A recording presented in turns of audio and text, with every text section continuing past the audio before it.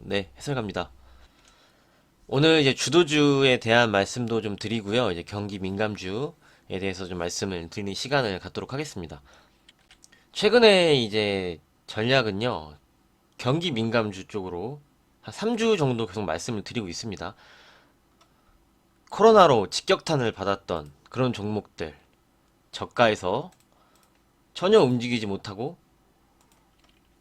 최악을 벗어나는 쪽, 이쪽으로 계속 접근 관점을 말씀을 드리고요. 시장 보면서 좀 주도주에 관해서 좀 말씀을 드릴게요. 주도주면은 이제 LG화학, 네이버, 카카오 이런 지난 상승 구간에서 끌고 왔던 종목들을 말씀을 드리는 건데요. 주도주들이 치고 올라가지 못하는 게 우리나라뿐만은 아니죠. 미국도 이제 나스닥이 고점을 찍고 내려왔기 때문에 뭐 테슬라라든지 아마존, 마이크로소프트, 구글, 알파벳이죠. 이런 종목들이 치고 가지 않고 있습니다. 미국도 그렇고요. 우리나라도 같은 비슷한 흐름으로 움직이는 겁니다, 지금. 이렇게 시장이 쫙쫙쫙 쳐주면은 그 주도 섹터가 나와서 걔네들이 끌고 가면서 이렇게 지수를 올리거든요. 하지만 지금은 시장이 전 고점에서 넘어가지 못하고 넘어가지 못하고 계속 시장의 경계심을 갖고 있는 상황입니다. 그렇기 때문에 올라가지 못하는 거예요, 주도주들이.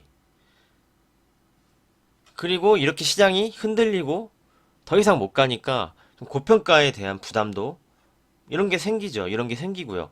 그리고 코로나로 직격탄을 맞은 뭐 유통주, 화학주, 뭐 경기 민감주, 철강 이런 쪽이 안 좋을 거라고 생각을 했어요. 어려우니까 안 좋을 거라고 생각을 했는데 까보니까 그런 흐름이 또 아니에요. 실적이 생각보다는 괜찮네. 이렇게 나오는 거죠. 하면서 좀 경기주 쪽으로 지속적인 기관의 베팅이 들어간다는 점을 꼭 아셔야 되고요. 주도주들이 안정적으로 움직이려면 이 자리를 넘어가야 됩니다. 넘어가서 시장이 다시 한번 이런 모습을 보여주면 안정적으로 이제 주도주군도 지난번처럼 움직일 수 있습니다. 그래서 지금 그쪽은요, 뭐 매수를 물타기를 한다거나 그러는 구간이 아니에요. 지금은 좀 지켜보셔야 됩니다. 지금은 좀 지켜보시는 게 맞고요. 얘네들도 지금 방향을 확실하게 정하지 못하고 있거든요. 올라왔다가 저점에 내려오면은 이렇게 밑꼬리가 달리면서 매수세도 어느 정도 붙고 올라오면 다시 또 매물이 나오고요. 이런 흐름이 좀 지속적으로 당분간은 보여줄 거라고 좀 생각을 합니다. 지금 미국 대선이 앞두고 있죠. 2주가 남았는데 대선이 끝나고요. 나스닥이 어떻게 움직이는지 뭐 예를 들어 트럼프가 재선이 돼서 다시 한번 나스닥 기술주들을 밀어주면서 그쪽이 치고 나가면서 쭉쭉쭉 가면 거기에 동조화를 할 수 있습니다. 우리도. 그 말은 시장이 다시 한번 랠리를 가야 된다는 그런 의미죠. 그렇게 보시고요. 반대로 이제 조 바이든이 당선이 되면 그 정책들이 있잖아요. 뭐 에너지 관련 기업들 아니면 친환경 쪽 수소라든지 태양광이라든지 이런 쪽으로 이제 베팅이 들어올 수 있겠죠. 이제 조 바이든 후보가 당선이 되면 그렇게 기억을 하시면서 추후에 결과를 보면서 보도록 하고요. 누가 되던 증시가 빨리 안정이 돼서 나스닥도 움직여야지. 우리나라는 개별적으로 대주주 3억 양도세라는 추가적인 내용이 있잖아요. 안 좋은 내용이. 그렇기 때문에 경기 부양책은 단기적으로는 어느 정도 약발이 있을 수는 있지만요. 지금 가장 큰 문제는 미국 대선입니다. 대선 불확실성이 빨리 끝나고요. 누가 되든지 정해져서 그 정책으로 금융권에서 자금이 들어와서 베팅을 해서 쭉 밀고 올라가야 되는 게 맞는 겁니다, 지금. 미국의 경기 부양책은 단기성이죠. 어차피 돈은 소진되니까. 추가적으로 또 나올지, 이번 경기 부양책이 통과가 되고 추가적으로 계속 나오는 게 아니잖아요, 경기 부양책은. 뭐 더 할 수도 있지만, 이게 짜여져 있게, 이게 어떤 구간 기간마다 나오는 게 아니기 때문에, 그거보다는 빨리 트럼프가 됐던 바이든이 됐던 선거가 끝나고 그 하나의 정책적인 방향으로 시장이 밀고 올라가야 된다. 이렇게 말씀을 드리고요. 변수가 하나 있어요. 트럼프가 되지 않았을 경우에 대선 불복 이런 말을 했었잖아요. 이런 말을 했었기 때문에 그런 내용이 나오면은 한 달 정도는 추가적으로 또 불확실성이 생길 수가 있습니다. 예전에 부시와 고어가 그런 일이 있었죠. 미국에서. 그래서 또 대법원까지 또 가게 되면 추가적으로 또 흔들릴 수 있는 상황이 있겠죠. 이렇게 큰 틀을 짜놓고 접근을 하시면 시장 접근을 하는데 용이할 것 같습니다. 그렇게 잡고요. 이제 주도주는 그런 관점으로 보고 있습니다. 저가에서 이제 매수가 좀 들어와요. 매수가 좀 들어오는데 818도 치고 나가지도 않죠. 이런 불확실성이 좀 해소가 돼야지 주도주는 움직일 수가 있고, 그래서 반대로 경기 민감주, 코로나에 타격을 많이 입었던 쪽을 계속적으로 접근을 하자. 이렇게 또 한번 정리를 해 드리도록 하겠습니다. 그래서 경기주 종목들에 대해서 좀 말씀을 드릴게요.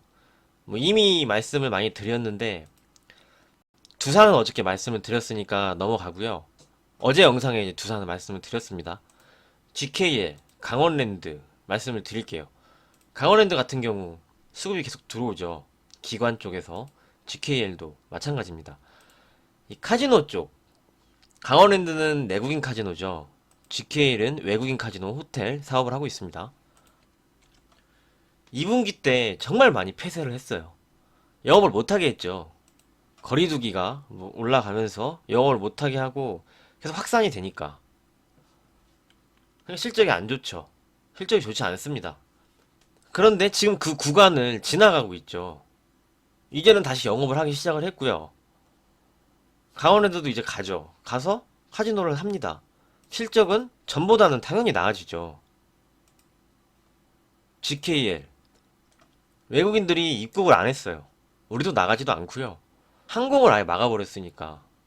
하지만 점점 풀어주고 있어요. 중국에서도 지금 계속 하늘길이 열리고 있죠. 우리나라 입국을 하는. 그렇게 안 좋았었는데 이제는 점점 나아지고 있잖아요. 최악을 벗어나고 있죠. 최악이었으니까 주가가 이렇게 내려왔죠. 너무 안 좋았으니까.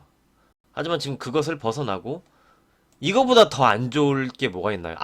최악에서 더 최악까지 갔다가 이제는 없습니다. 아예 사업장을 못 하겠고 들어오지도 않고. 그런데 지금은 벗어나고 있죠. 그러면서 주봉을 한번 볼게요. 계속 떨어져요. 떨어지다가 코로나 때문에 직격탄을 맞았죠. 거래량을 보면은 이 구간에서 거래량이 점점 늘어나고 있어요. 일봉. 코로나 때 직격탄을 맞고 잠시 회복을 해줬는데 안 좋아요. 실적이 안 좋고 계속 폐쇄를 해요. 최악까지 간 거죠. 거래량이 바닥에서 늘고 있습니다. 최악을 벗어나니까. 이렇게 말씀을 드렸어요. 주식은요, 환호성을 지르고 최고일 때 경계를 하고 확인을 하고 챙겨야 되고요.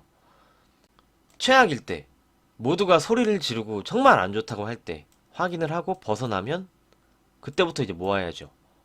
최악을 벗어났으니까. 지금 이 코로나 사태보다 더 최악이 있을까요? 없죠.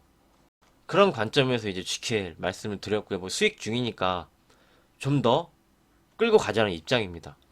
강원랜드 같은 경우 거래량이 이렇게 늘면서 또 기관 베팅이 들어오죠. 눌렸을 때 모아갈 수 있죠. 같은 관점으로 아모레퍼시픽도 보시면 됩니다. 면세점 쪽에 정말 좋지 않았어요. 아모레퍼시픽은. 항공길이 막히니까 중국인 관광객이 들어오지 않고요. 중국 관련주로 분류가 되죠. 화장품 쪽은. 그러면서 면세점 쪽에 타격을 많이 받으니까 실적이 안 좋아요. 근데 또 최악을 역시 벗어나고 있죠. 오프라인 매장을 줄이고 있고요. 이쪽으로 인터넷으로 언택트 쪽으로 늘리고 있고요.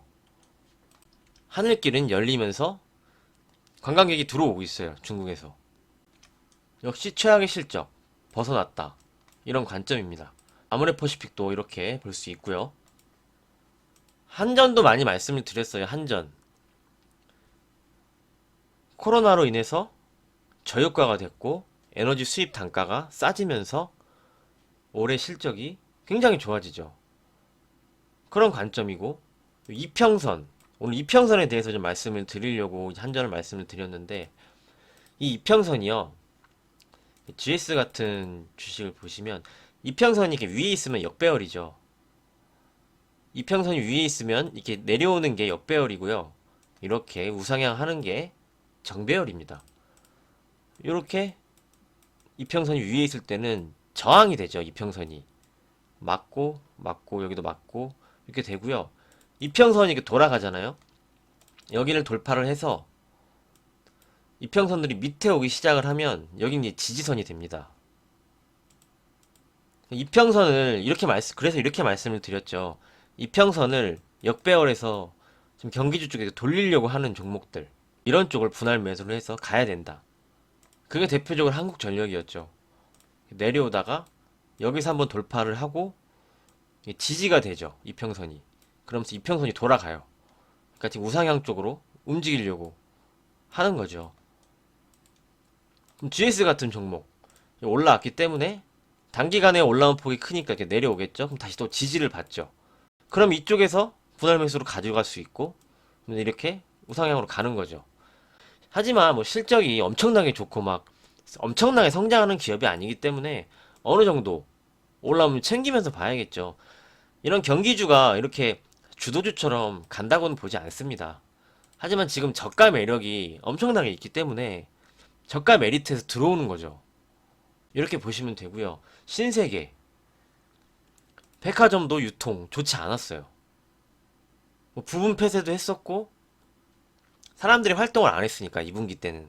하지만 지금 마스크 쓰고 백화점도 가고 대형마트도 가고 다 합니다.